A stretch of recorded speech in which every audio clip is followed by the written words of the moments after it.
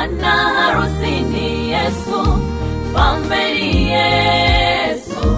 Bwana harusi ni Yesu, mfalme ni Yesu. Akaja mmoja wa wale malaika 7 mwenye vile vitasa 7, akanena nami akasema, njoo huku, nitakuonyesha hukumu ya yule kahaba mkuu aketie juu ya maji mengi, ambaye wafalme wa nchi wamezini naye, nao wakawa katika nchi wamelevya kwa mvinyo wa uasherati wake. Akanichukua katika roho hata jangwani, nikaona mwanamke ameketi juu ya mnyama mwekundu sana, mwenye kujaa majina ya makufuru, mwenye vichwa 7 na pembe 10. Na mwanamke yule alikuwa amevikwa nguo ya rangi ya zambarau na nyekundu, amepamba kwa dhahabu na kito cha thamani na ruru, naye alikuwa na kikombe cha dhahabu mkononi mwake kilichojawa na machukizo na machafu ya uasherati wake. Nikamwona yule mwanamke amelewa kwa damu ya watakatifu na kwa damu ya mashahidi wa Yesu.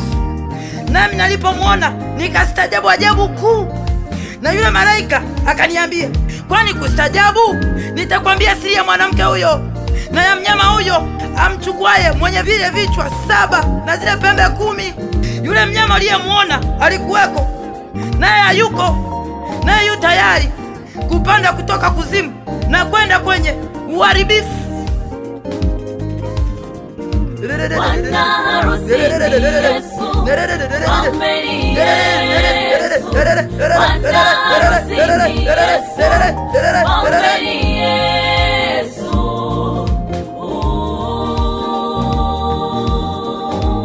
Nao wakao juu ya nchi, wasioandikwa majina yao katika kitabu cha uzima tangu kuwekwa misingi ya ulimwengu,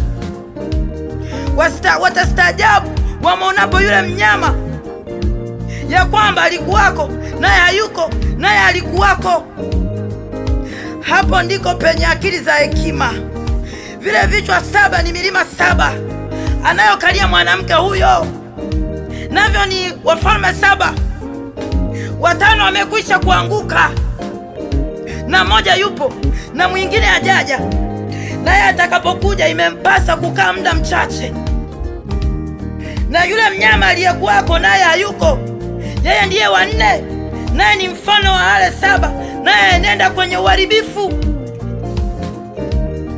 Zile pembe 10 ulizoziona ni wafalme 10 ambao hawajapokea ufalme bado, lakini wapokea mamlaka kama wafalme muda wa saa moja pamoja na yule mnyama. Hao wana shauri moja, nao wampe yule mnyama nguvu zao na mamlaka yao. Hao watafanya vita na mwana-kondoo, na mwana-kondoo atawashinda, kwa maana yeye ni Bwana wa mabwana na mfalme wa falme, na hao walio pamoja naye ndio walioitwa na wateule na waaminifu.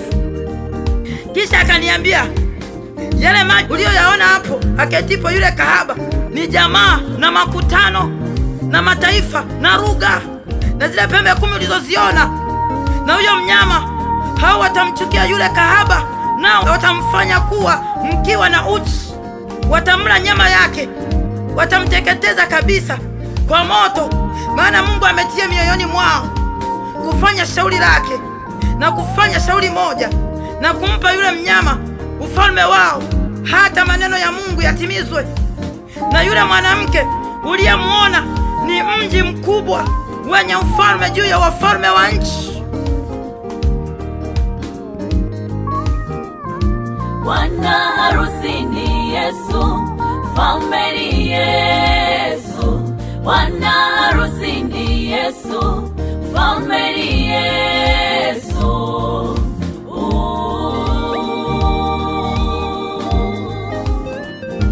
Bwana harusi ni Yesu, mfalme ni Yesu.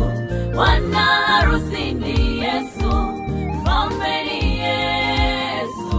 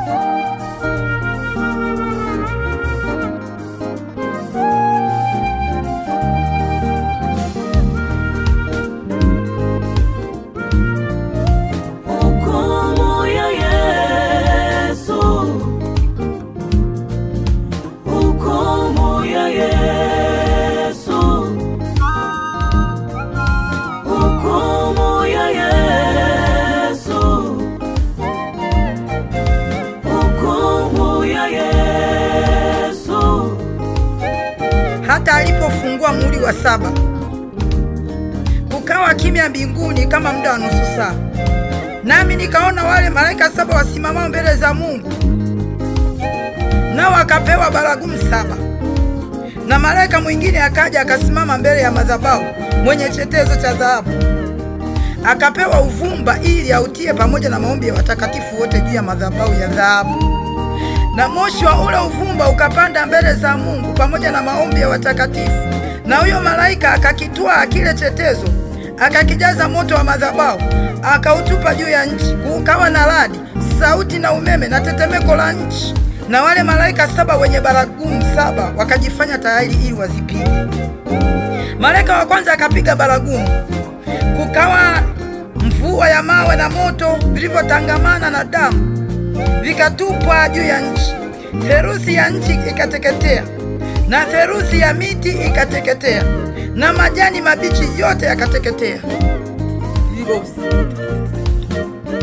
Malaika wa pili akapiga baragumu, na kitu mfano wa mlima mkubwa uwakao moto kikatupwa katika bahari. Theluthi ya bahari ikawa damu, wakafa theluthi ya viumbe vilivyomo baharini vyenye uhai, theluthi ya merikebu zikaharibiwa. Hukumu ya Yesu, hukumu ya Yesu, hukumu ya Yesu, hukumu ya Yesu. Malaika watatu wakapiga baragumu, nyota kubwa ikaanguka kutoka mbinguni iliyokuwa ikiwaka kama taa, ikaanguka juu ya theluthi ya mito na juu ya chemichemi za maji, na jina lake ile nyota yaitwa Pakanga.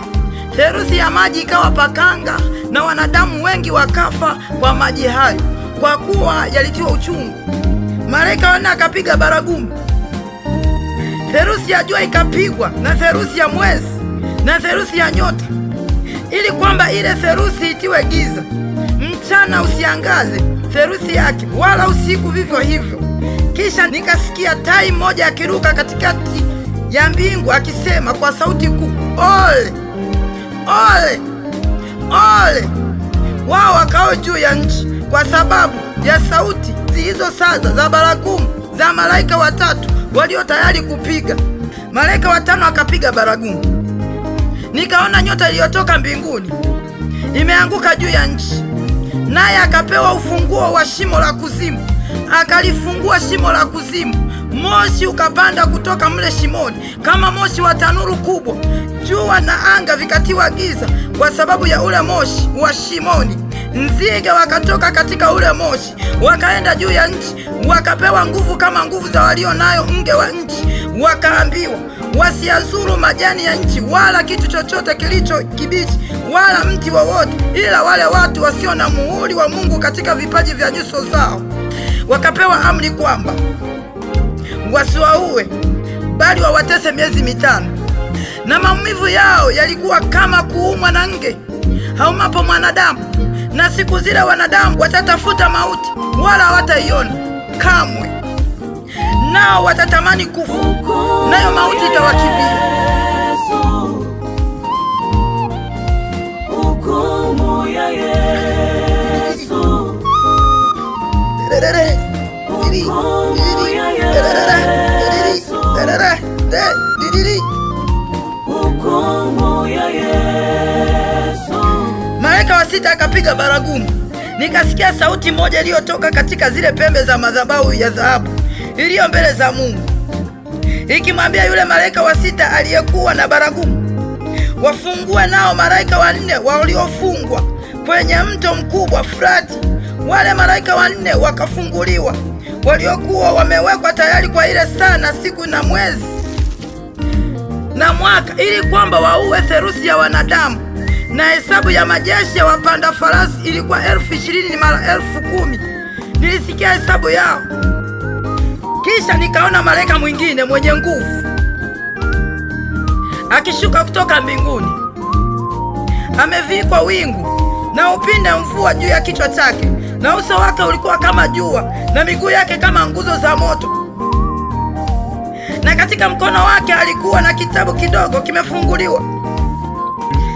Akaweka mguu wake wa kuume juu ya bahari, nao wa kushoto juu ya nchi. Naye akalia kwa sauti kuu kama simba ngurumavyo, na alipolia zile ngurumo 7 zikatoa sauti zao. Hata ngurumo 7 zilipotoa sauti zao, na alikuwa tayari kuandika. Nami nikasikia sauti kutoka mbinguni ikisema, yatie muhuri maneno haya yaliyonenwa na hizo ngurumo 7, usiandike. Hukumu ya Yesu, hukumu ya Yesu, hukumu ya Yesu, hukumu ya Yesu.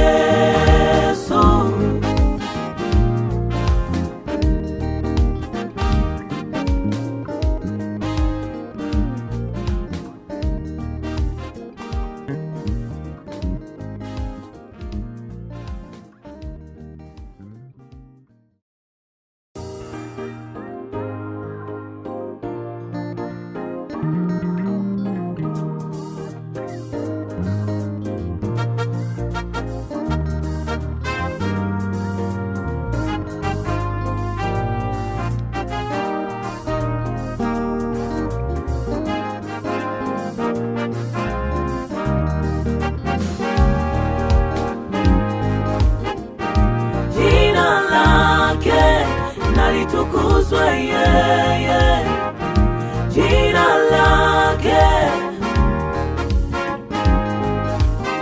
Kisha nikaona ishara nyingine katika mbingu iliyo kubwa na ya ajabu, malaika 7 wenye mapigo 7 ya mwisho, maana katika huyo ghadhabu ya Mungu imetimia. Tena nikaona kitu mfano wa bahari ya kioo iliyochangamana na moto, na wale wenye kushinda watokao kwa yule mnyama na sanamu yake na kwa hesabu ya jina lake walikuwa wamesimama kando kando ya bahari ya kioo, wenye vinubi vya Mungu, na wawimba wimbo wa Musa mtumwa wa Mungu na wimbo wa mwana kondoo, wakisema, ni makuu na ya ajabu matendo yako, e Bwana Mungu Mwenyezi, ni za haki na za kweli njia zako. E mfalme wa mataifa, ni nani asiyekucha, e Bwana, na kulitukuza jina lako?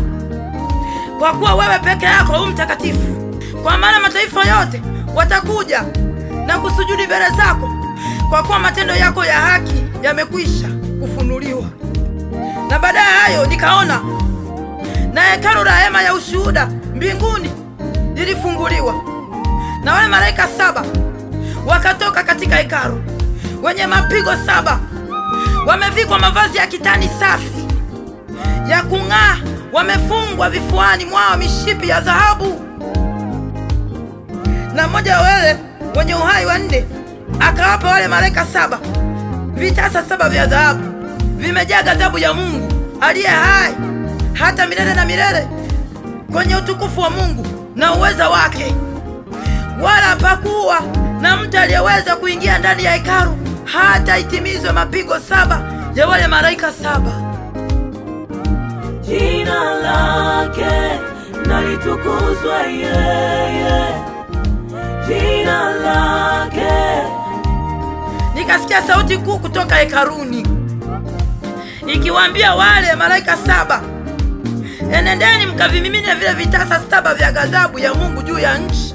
Akaenda yule wa kwanza akakimimina kitasa chake juu ya nchi, pakawa na jipu bovu juu ya wale wenye chapa ya huyo mnyama na wale wenye kuisujudia sanamu yake. Na huyo wa pili akakimimina kitasa chake juu ya bahari, ikawa damu kama damu ya mfu, na vitu vyote vyenye roho ya uhai katika bahari vikafa. Jina lake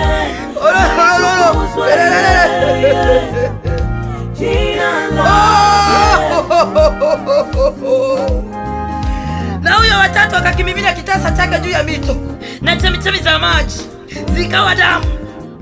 Nami nikamsikia malaika wa maji akisema, wewe mwenye haki uliyeko na uliyekuwako, mtakatifu, kwa kuwa umehukumu hivi, kwa kuwa walimwaga damu ya watakatifu na ya manabii, nao umewapa damu wainywe, nao wamestahili. Nikasikia hiyo madhabahu ikisema, naam, Bwana Mungu Mwenyezi, ni za kweli na za haki hukumu zako. Na huyo nne akakimimina kitasa chake juu ya jua, nalo likapewa kuwaunguza wanadamu kwa moto. Wanadamu wakaunguzwa maunguzo makubwa, nao wakalitukana jina la Mungu aliye na mamlaka juu ya mapigo hayo, wala wakutubu wala kumpa utukufu.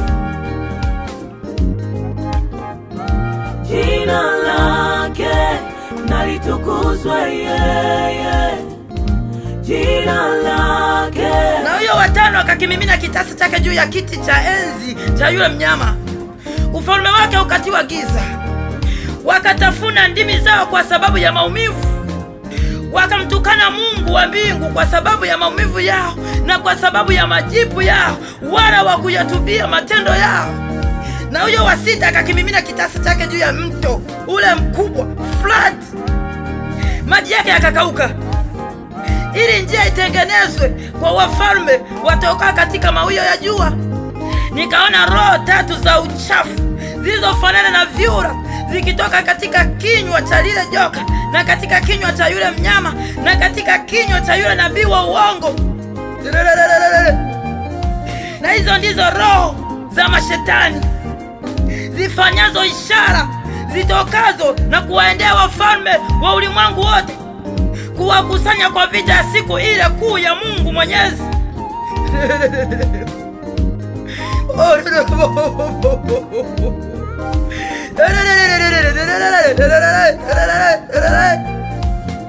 Tazama, naja kama mwivi.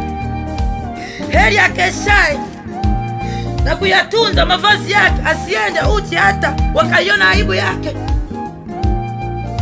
Wakawakusanya hata mahali paitopo kwa Kiebrania Harimagedon.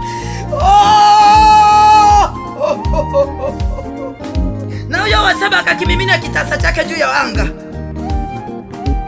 Sauti kuu ikatoka katika hekalu, katika kile kiti cha enzi, ikisema, imekwisha kuwa. Pakawa na umeme na sauti ya radi.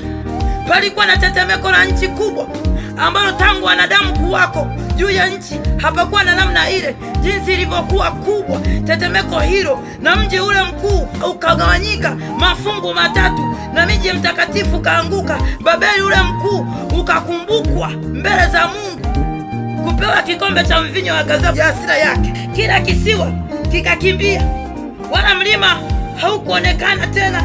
Na mvua ya mawe kubwa sana ya mawe mazito kama talanta ikashuka kutoka mbinguni na juu ya wanadamu. Wanadamu wakamtukana Mungu kwa sababu ya lile pigo la mvua ya mawe, kwa maana pigo lake ni kubwa mno. Jina lake litukuzwe yeye, jina lake. Jina lake litukuzwe yeye, jina lake.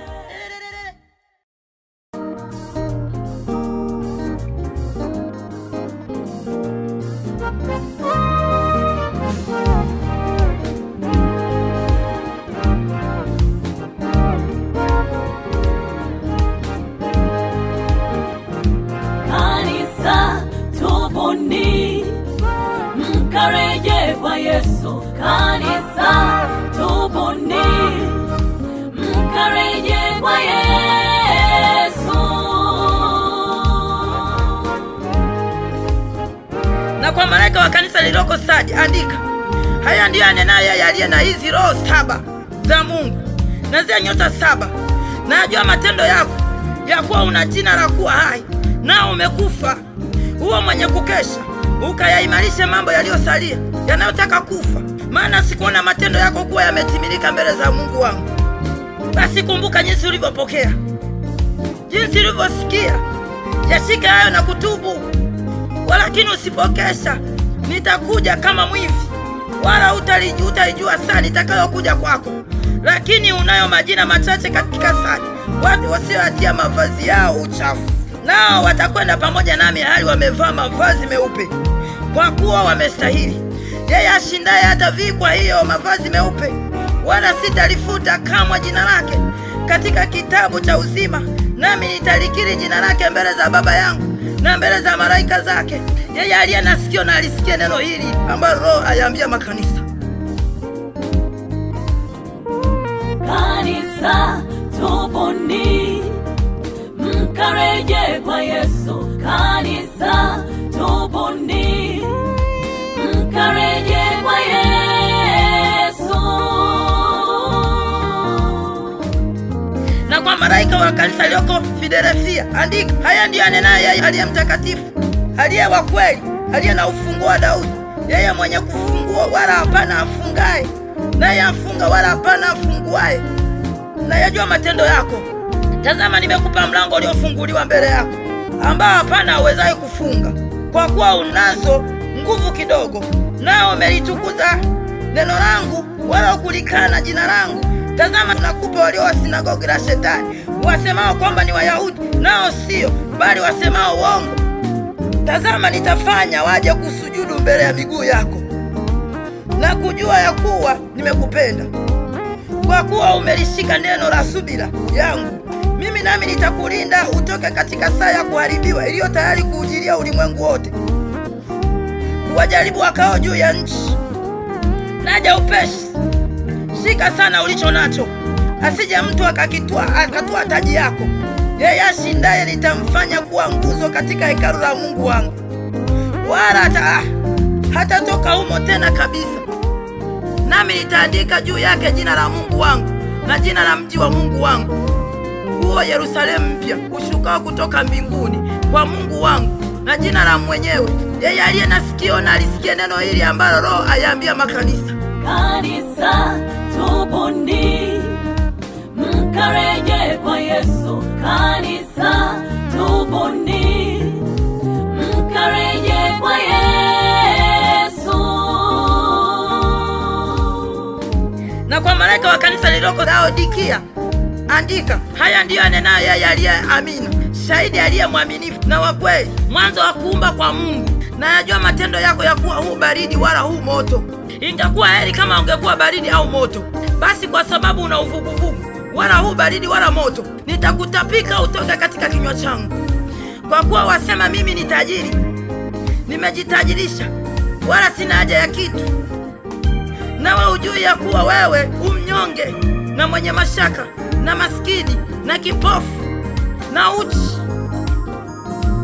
Nakupa shauri, ununue kwangu dhahabu iliyosafishwa kwa moto, upate kuwa tajiri, na mavazi meupe upate kuvaa, aibu ya uchi wako isionekane, na dawa ya macho ya kujipaka macho yako upate kuona. Wote niwapendao mimi nawakemea na kuwarudia. Basi uwe na bidii ukatubu. Tazama, nasimama mlangoni nabisha.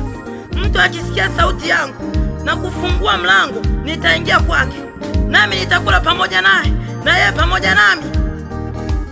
Yeye ashindaye nitampa kuketi pamoja nami, pamoja na Baba yangu katika kiti cha enzi. Yeye aliye na sikio na alisikia neno hili ambalo Roho ayaambia makanisa. Kanisa, tubuni, mkareje kwa Yesu. Kanisa, tubuni, mkareje kwa Yesu.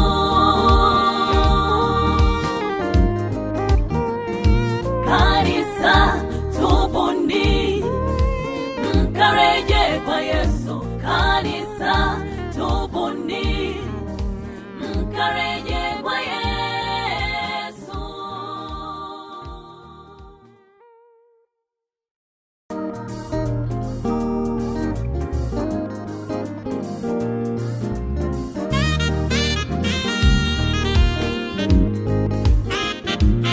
Msalaba wa Yesu umeshinda yote.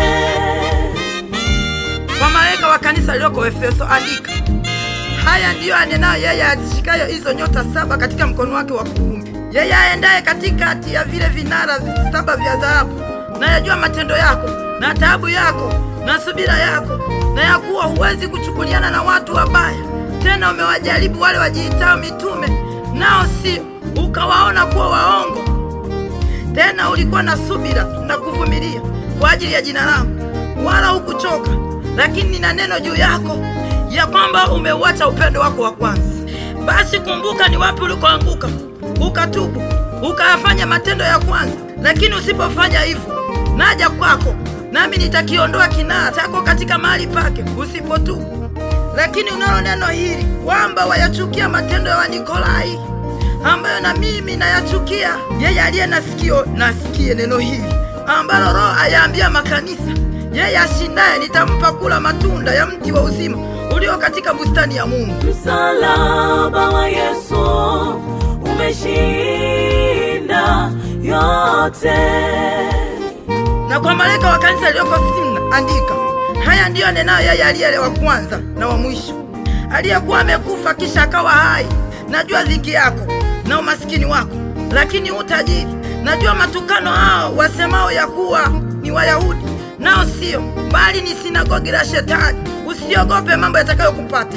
Tazama, huyo Ibilisi atawatupa baadhi yenu gerezani, ili mjaribiwe, nanyi mtakuwa na dhiki siku 10. Uwa mwaminifu atakufa, nami nitakupa taji ya uzima. Yeye aliye na sikio na alisikie neno hili ambalo Roho ayaambia makanisa. Yeye ashindaye hatapatikana na madhara ya mauti ya pili. Msalaba wa Yesu umeshinda yote. Na kwa makanisa yaliyoko Pergamo andika, haya ndiyo anenayo yeye aliye na huo upanga mkali wenye makali kuwili.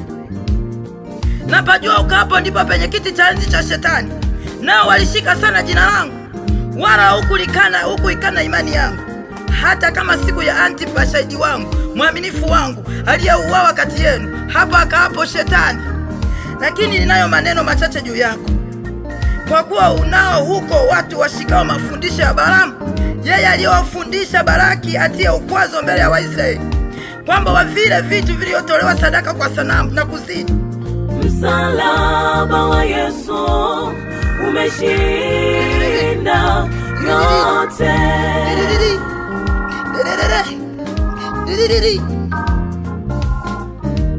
Vivyo hivyo wewe nao unao watu washikao mafundisho wa Nikolai vile vile. Basi tubu, na usipotubu naja kwako upesi, nami nitafanya vita juu yao kwa huo upanga wa kinywa changu.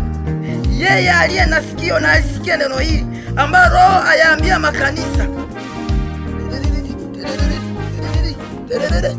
Msalaba wa Yesu umeshinda yote. Na kwa malaika wa kanisa lililoko Tiatira andika,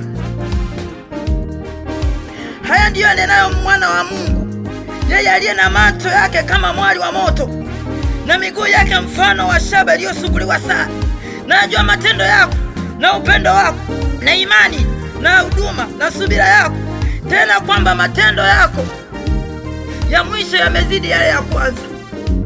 Lakini na neno juu yako, ya kwamba wamlizia yule mwanamke Yezebeli, yeye ajiitaye nabii, na kuwafundisha watumishi wangu na kuwapoteza, ili wazini na kula vitu vilivyotolewa sadaka kwa sanamu. Nami nimempa muda ili atubu, wala hataki kuhutubia uzinzi wake. Tazama, nitamtupa juu ya kitanda, na hao wazinio pamoja nao wapate dhiki kubwa, wasipotubia matendo yake. Nami nitawaua watoto wake kwa mauti, na makanisa yote watajua ya kuwa mimi ndiye niuchunguzaye viuno na mioyo. Nami nitampa kila mmoja wenu kwa kadri ya matendo yake. Lakini nawaambia ninyi wengine mlio Tiatira na wote wasio na mafundisho haya, wasiozijua fumbo za Shetani, kama vile wasemavyo, sitaweka juu yenu mzigo mwingine, ila mlicho nacho kishikeni sana, hata nitakapokuja. Na yeye ashindaye nitayatunza matendo yangu hata mwisho. Nitampa mamlaka juu ya mataifa, naye atawachunga kwa fimbo ya chuma, kama vyombo vya mfinyanzi vipondavyo, kama mimi nami nilivyopokea kwa Baba yangu. Nami nitampa ile nyota ya asubuhi. Naye aliye na sikio na alisikia neno hili ambalo Roho ayaambia makanisa. Msalaba wa Yesu umeshinda yote.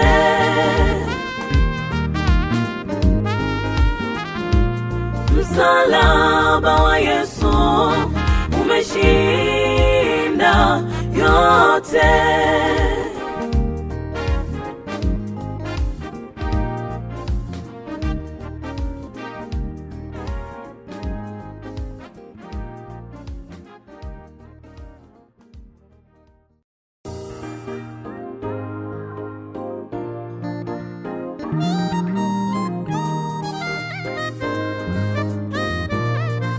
Utukufu wa Yesu umeangaza, utukufu wa Yesu umeangaza.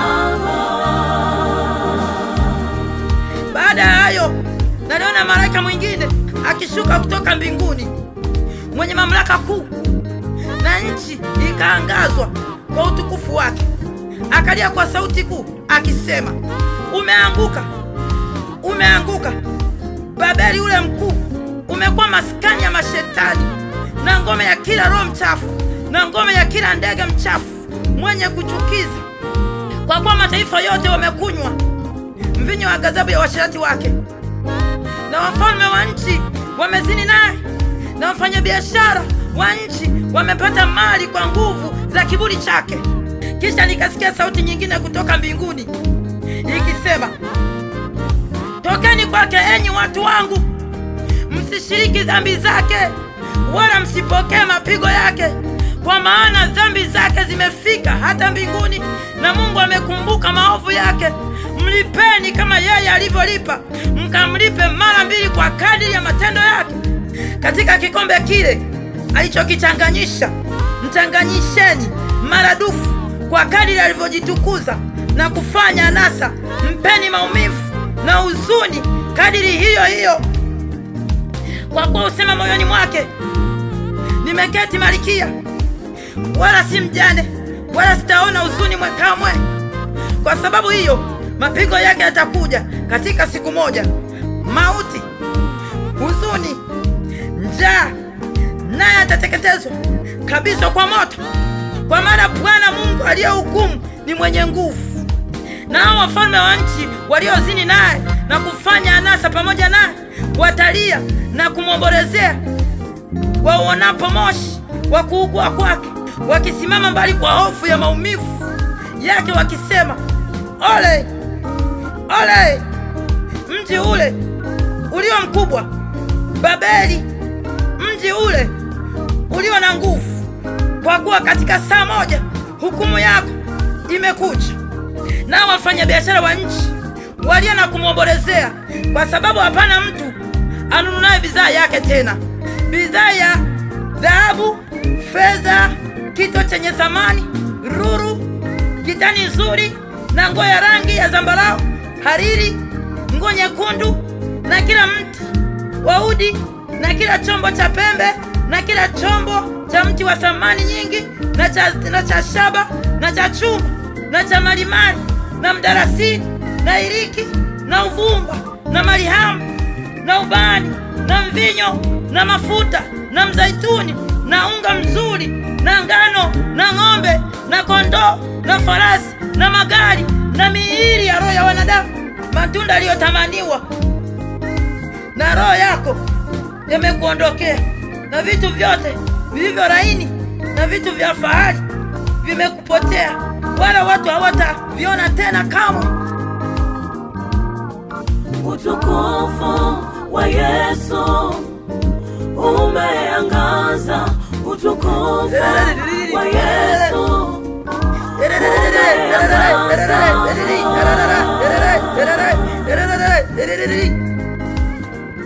na wafanyabiashara wa vitu hivyo waliopata mali wake watasimama mbali kwa hofu ya maumivu yake, wakilia na kuomboleza wakisema, ole, ole mji ule mkuu uliovikwa kitani nzuri na nguo ya rangi ya zambarau na nguo nyekundu na kupamba kwa dhahabu na kito cha thamani na lulu, kwa kuwa katika saa moja utajiri mwingi namna hii umekuwa ukiwa, na kila nahodha na kila aendaye mahali popote kwa matanga na mabaharia, nao wao watendao kazi baharini wakasimama mbali wakalia sana walipoona moshi wa kuungua kwake, wakisema, ni mji upi ulio mfano wa mji huu mkubwa?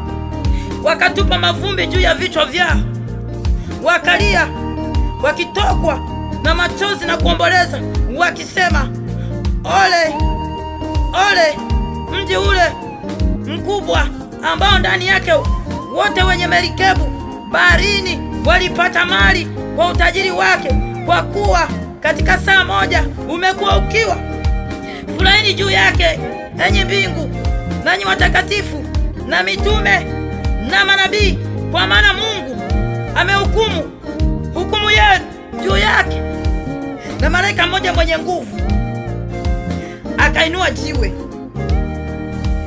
kama jiwe kubwa la kusagia, akalitupa katika bahari,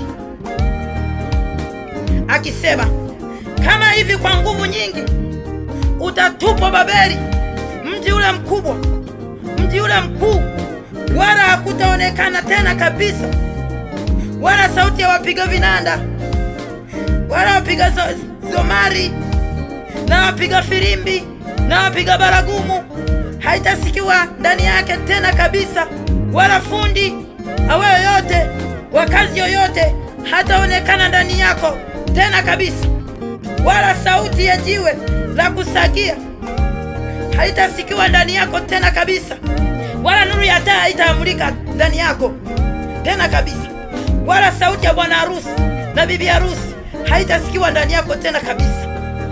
Maana hao wafanyabiashara wako walikuwa wakuu wa nchi, kwa kuwa mataifa yote walidanganywa kwa uchawi wako, na ndani ya alionekana damu ya manabii na watakatifu na yale wote waliouawa juu ya nchi.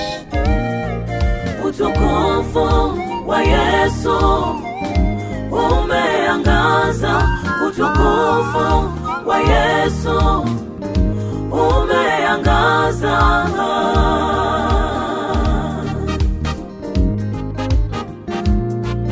Utukufu wa Yesu umeangaza, utukufu wa Yesu umeangaza.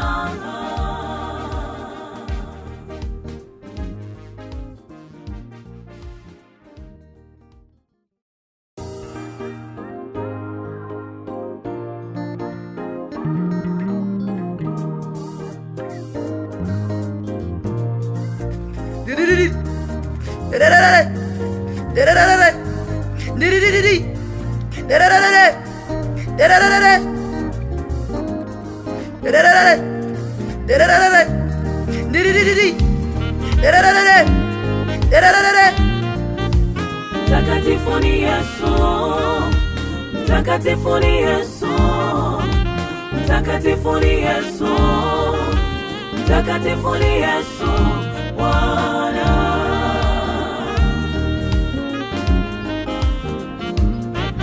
Kisha nikaona, natazama, huyo mwana kondoo amesimama juu ya mlima Sayuni, na watu 144,000 pamoja naye, wenye jina lake na jina la baba yake limeandikwa katika vipaji vya nyuso zao.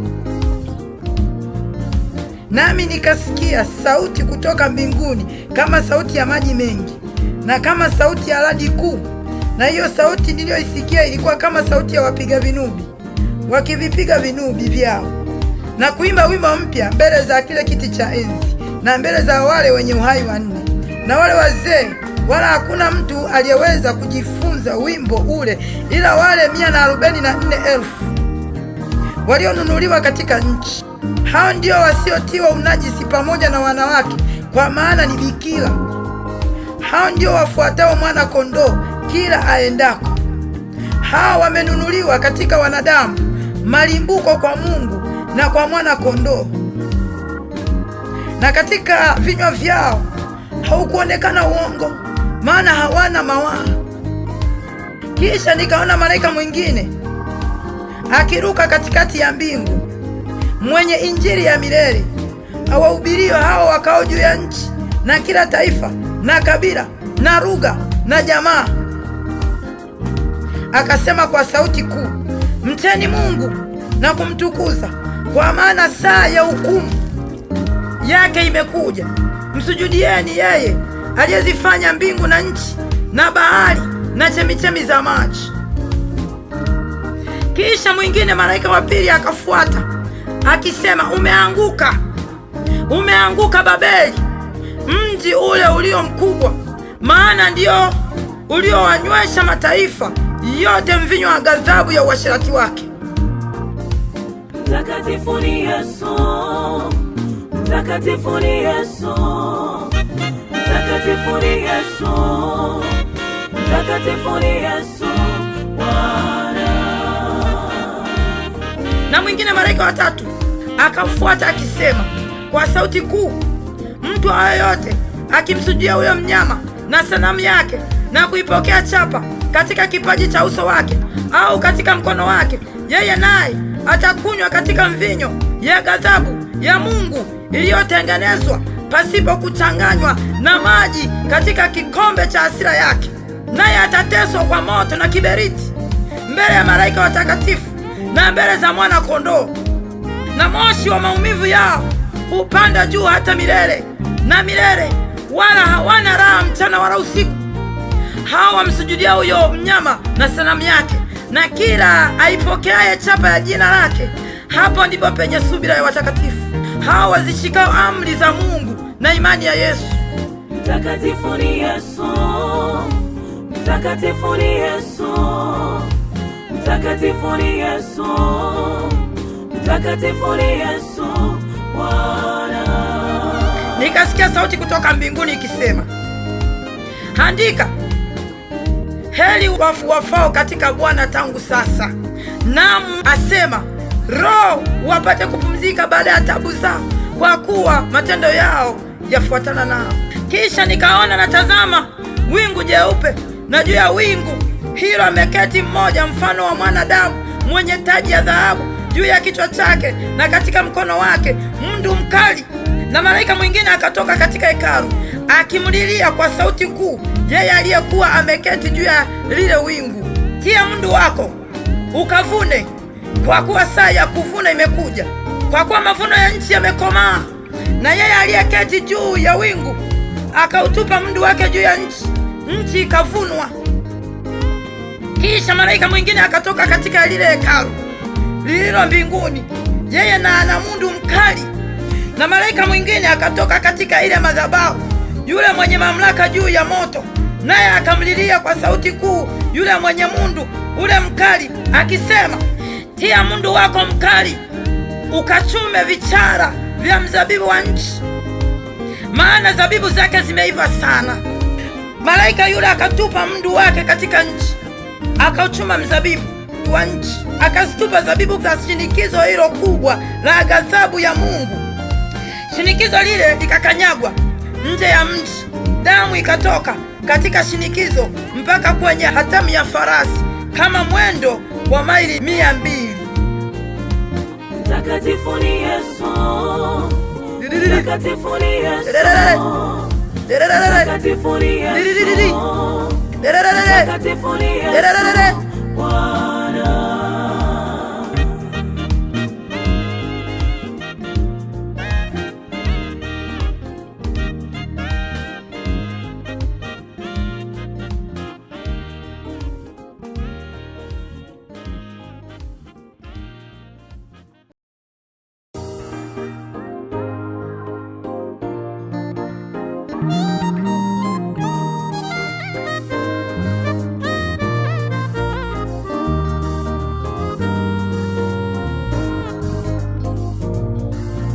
Nakupenda Yesu, wewe ni Bwana wangu, mchungaji wangu, sitapungukiwa na kitu chochote. Katika malisho ya majani mabichi wewe wanilaza kando ya maji ya utulivu, wewe waniongoza. Uniuisha nafsi yangu na kuniongoza katika njia za haki kwa ajili ya jina lako. Naam, nijapopita kati ya bonde la uvuli wa mauti, sitaogopa mabaya, kwa maana wewe pamoja nami. Gongo lako na fimbo yako vyanifariji. Waandaa meza mbele yangu machoni pa watesi wangu. Umenipaka mafuta kichwani pangu, na kikombe changu kinafurika. Hakika wema wako na fadhili zako zitanifuata siku zote za maisha yangu, nami nitakaa nyumbani mwa Bwana milele. Na kupenda Yesu. Ni nani atakaye nishtaki? Ni nani atakaye nihukumia adhabu? Ni nani atakaye nitenga na upendo wako? Ni dhiki, shida, adha au njaa, uchi, hatari, upanga? Hakuna kitu chochote ambacho kinaweza kunitenga na upendo wako. Mauti, uzima, malaika, wala wenye mamlaka, wala yaliyopo, wala yatakayokuwepo, wala yaliyo chini, wala kiumbe kingine chochote hakitaweza kunitenga na upendo wako. Yesu, nakupenda. Umenipa damu yako kukaa juu yangu pamoja na uzao wangu. Damu yako ilimwagika kwa ajili ya ondoleo la dhambi zangu. Yesu, umeitoa damu yako kuwa kinywaji kwa kweli kwangu. Damu yako inaniosha na kunitakasa kwa ajili yako. Damu yako inanipatanisha pale ninapokuwa mbali na wewe. Yesu, umenipa nafsi yako kuwa chapa katika mwili wangu. Sihitaji chapa ya mnyama. Nafsi yako Yesu imefidia kila deni langu ambalo nadaiwa. Yesu, umenipa mwili wako nile chakula kishukacho kutoka mbinguni. Yesu, nakupenda. Ulipopita karibu na mimi ukakuta na gagaa kwenye damu yangu, ukaniambia ujapokuwa katika damu yako uwe hai, nikawa hai. Umenifanya kuwa maelfu na maelfu kama mimea ya mashambani, ukaniongeza na kuzidi, nikawa mzuri mno. Yesu, nakupenda.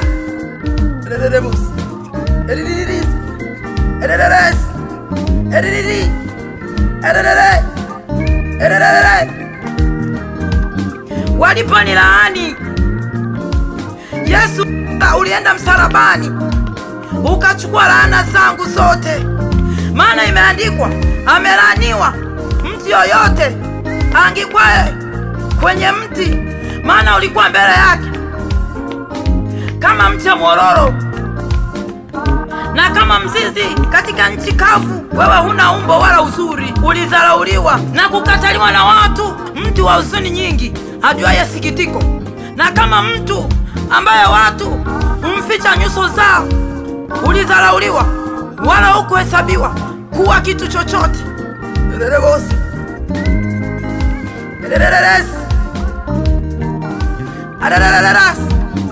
Hakika umeyachukua masikitiko yangu, umejitwika huzuni zangu, bali amejeruhiwa kwa makosa yangu, alichubuliwa kwa maovu yangu. Adhabu ya amani yangu ilikuwa juu yake, kwa kupigwa kwake mimi nimepona. Alionewa, lakini alinyenyekea, wala kufunua kinywa chake. Kama mwana kondoo apelekwayo machinjioni, na kama vile kondoo anyamazavyo mbele yao wakatao manyoya yake, hakufunua kinywa chake.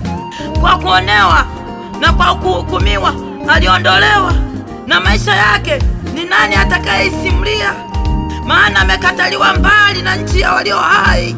Alipigwa kwa sababu ya makosa yangu, wakamfanyia kaburi pamoja na wabaya na pamoja na matajiri katika kufa kwake. Ingawa hakutenda jeuri wala hapakuwa na hila kinywani mwake.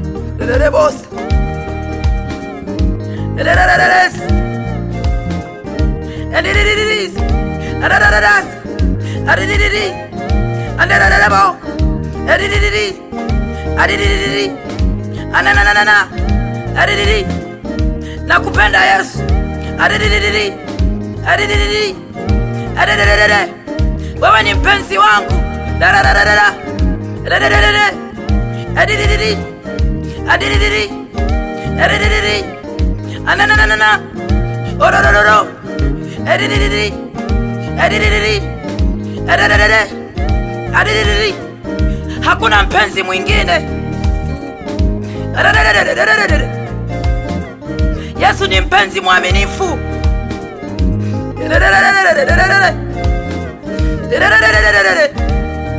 Nakupenda Yesu, wewe ni mpenzi wa roho yangu. Adidididi,